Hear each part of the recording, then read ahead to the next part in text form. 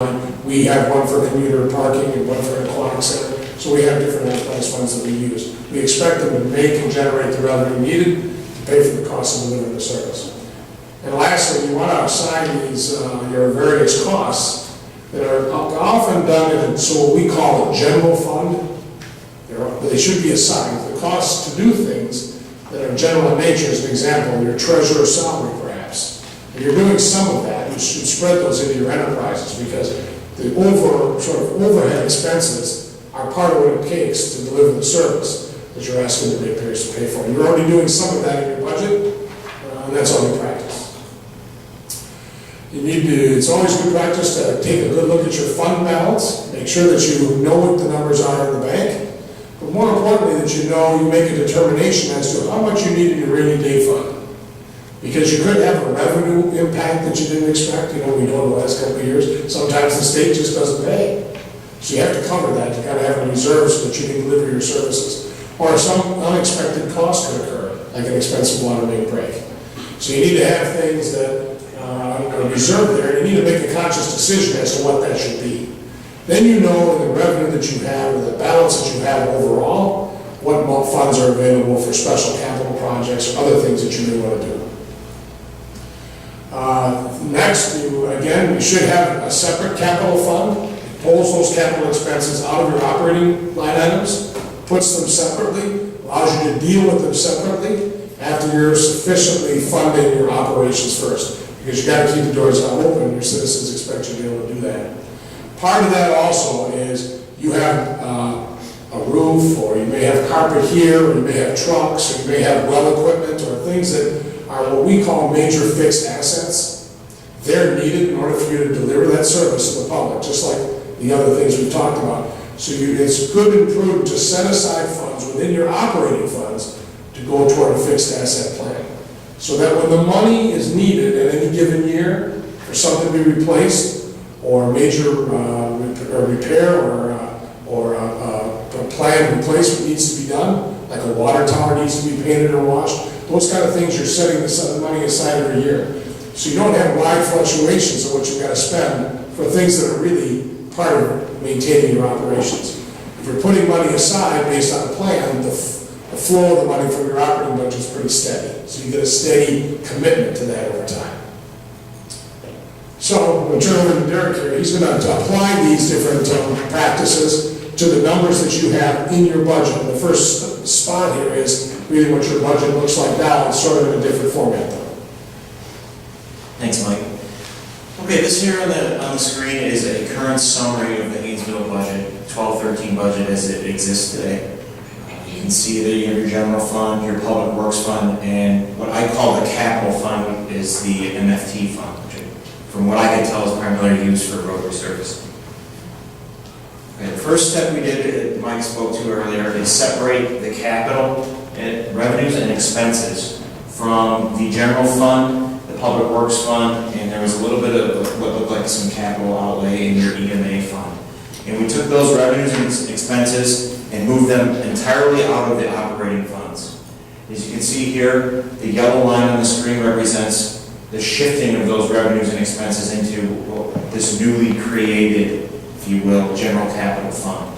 Those revenues amongst the other funds have dropped, and the expenses in the other funds, public works fund and general fund, have dropped, and it has now been shifted down to this capital fund.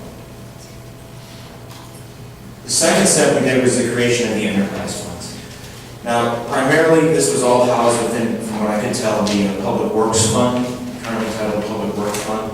And what we did was isolate the water and sewer revenues and expenses and the sanitation revenues and expenses and created their own funds. And the last remaining piece within the public works funds are expenses related to the streets, and those were shifted up into the general fund. The reason being is that there's really no dedicated revenue streams like the water sewer rates or the sanitation rates that you charge customers for streets. So that particular operation has to be paid from somewhere, and the only other revenue stream for that is in the general fund. And here's what that looks like. As you can see at the top in yellow, still have administration, still have police, but now streets has now moved up into the general fund, and also buildings and grounds. And now you have the newly created, where it used to say Public Works funds, your two enterprise funds listed. Currently in the general fund, with those shifts, there's still a net surplus, if you will, $147,000 on an annual basis. However, the enterprise funds at this moment, you can see the water sewer fund actually operates at a $142,000 deficit, meaning the rates currently being charged and paid by customers do not cover the costs of the funds as identified to run that particular operation. So in effect, the general fund dollars are subsidizing the cost to operate the water and sewer system at this particular stage of our analysis. Now, in the sanitation fund, there is a slight surplus at this point. However, that's going to change in a minute. Oops. Okay. The third step that Mike had spoke to earlier that we did is, this is kind of a combined, two things going on here. The first being, we spread all salary and benefits, wherever identified previously in the budget before, we took those and we said we're going to spread them across the enterprise funds and into various areas of the general fund, primarily streets and administration, because police, there are no salaries because you have a nice handy contract with the neighboring community. So the way we base the spreading of those, the salary and benefits was based on the total percentage of expense within those funds. So if 40% of water and sewer expenses accounted for 40%, and 40% of salary and benefits just went into the water and sewer fund and were attributed to that.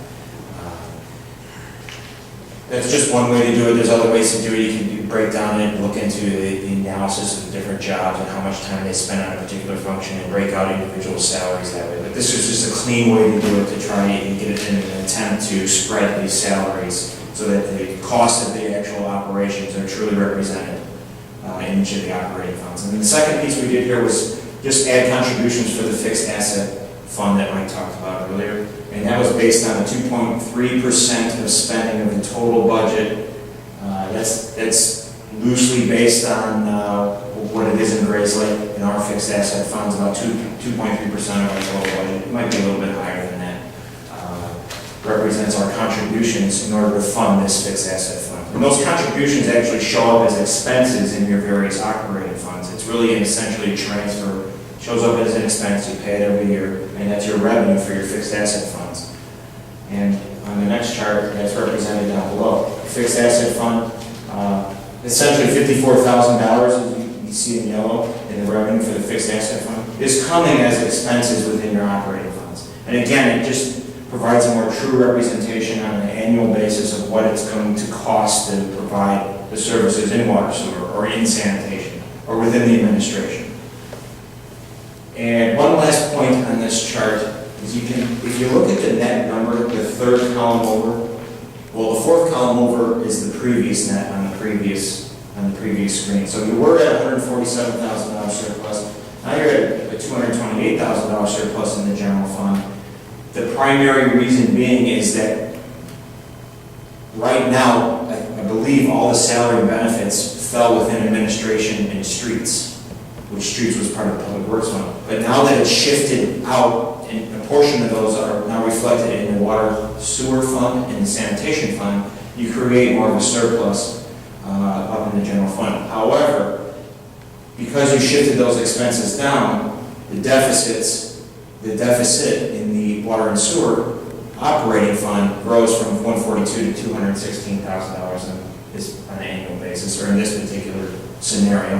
And the sanitation fund actually goes from a surplus to a deficit of $48,000.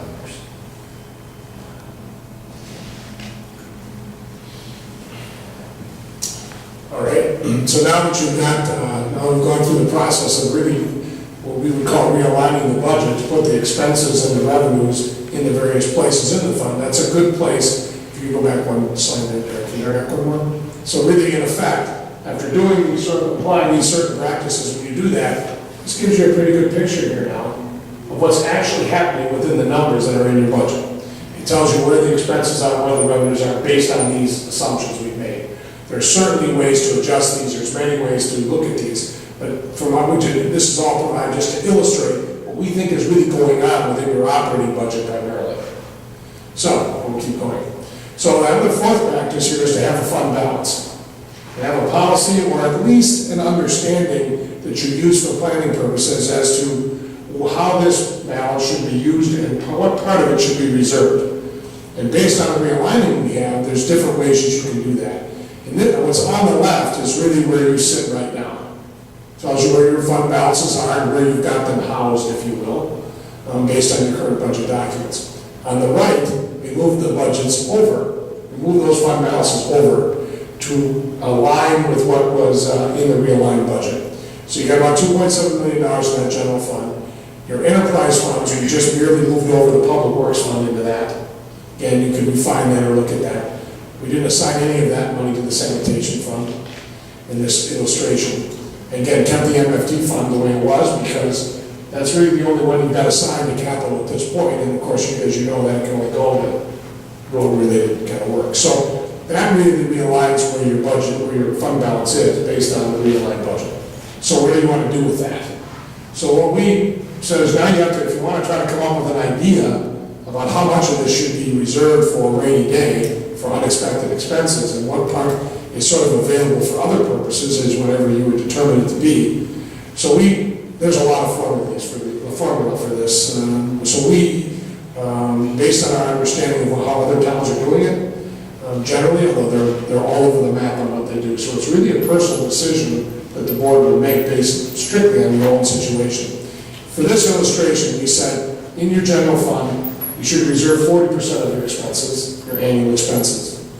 And in the enterprise funds, we went a little less than that, based on 2 months of the expenses, because the revenue comes in on a pretty regular basis. Less chance of a big disruption, because you're billing people for much of your revenue. So the revenue's coming in and going out pretty regularly. And in the capital funds, you haven't gotten anything assigned to that, and so we didn't try to come up with an illustration of that. But we'll show you now when you take those and you apply them to the fund balance you have. So basically, in your general fund, you start with $2.7 million there. Based on the budget as we've realigned it, that 40% is $520,000, which leaves you the remaining, almost $2.2 million that's there for other purposes if you chose to use that particular fund balance procedure. We do the same thing with water and sewer. Of course, sanitation, we assign nothing, but 2 months of expenses are what are shown there. So at this juncture, we just didn't assign any of it. Again, the only thing we have on capital is the MFT fund because that's the only one that's been assigned. So if you go on to the next slide, this is another way of showing it, but it basically above the line shows you your reserve amounts, and below, we take those and we put them in the capital account. There's your MFT, and we took some of the money from the general fund and we said we need to establish a baseline fixed asset fund balance so that you start somewhere with what to put a reserve toward that. That's just a guess. You'd have to come up with an analysis to see if you needed to do that. But if you can put some money into your fixed asset, then your operating contributions can be less because you've already started with something. So for the purposes of this illustration, we put the $200,000 in there. So that leads us to the general health assessment of this based on what we found in the program. Basically, we find that based on the realignment of costs, that your general fund is operating in the black. It's doing what it's asked to do. It's not operating in an excessive way in terms of revenues over expenses. It's a pretty solid number.